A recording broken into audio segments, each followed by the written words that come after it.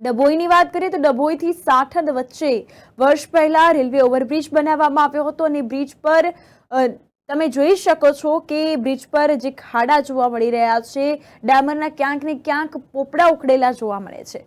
તો 5 દિવસ પહેલા કમોસમી વરસાદ વરસ્યો હતો તો બ્રિજમાં કેટલીક જગ્યાએ ધોવાણ થઈ ગયું છે અને ખાડા પણ પડી ગયા છે।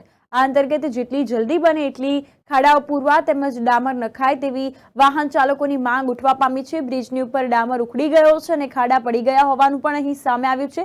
લાગતા વળગતા વિભાગ દ્વારા દેખરેખ નહીં રાખી બેદરકારી રાખવામાં આવતા હાલત બ્રિજની ખરાબ જોવા મળી છે। તો બ્રિજની હાલત આપ જોઈ શકો છો। 1 વર્ષ પહેલા જ આ બ્રિજ ઉભો કરવામાં આવ્યો છે અને ક્યાંક ને ક્યાંક આમાં ભ્રષ્ટાચાર થઈ રહ્યો છે તેવું લોકો જણાવી રહ્યા છે। અને વિગત અનુસાર જો વાત કરીએ તો ડભોઈથી સાઠોદ જવાના રસ્તા પર સ્ટેચ્યુ ઓફ યુનિટી જવા માટે ટ્રેનની લાઇન નવી નાખવામાં આવી હતી અને ટ્રાફિકની સમસ્યા દૂર કરવા 1 વર્ષ પહેલા જ આ રેલવે ઓવરબ્રિજ બનાવવામાં આવ્યો હતો, પરંતુ લાગતા વળગતા વિભાગ દ્વારા ઓવરબ્રિજની દેખરેખ નહીં રાખવાને કારણે બેદરકારી સામે આવી છે। અનેક સવાલો આ બાબતે ચર્ચાઈ રહ્યા છે અને 5 દિવસ કમોસમી વરસાદ વરસ્યો હતો તો બ્રિજમાં ક્યાંક ને ક્યાંક ખાડા જોવા મળી રહ્યા છે। તો આ તકે વહેલી તકે આ અંગે સમારકામ કરાવવામાં આવે તેવી વાહન ચાલકોની માંગ ઉઠવા પામી છે।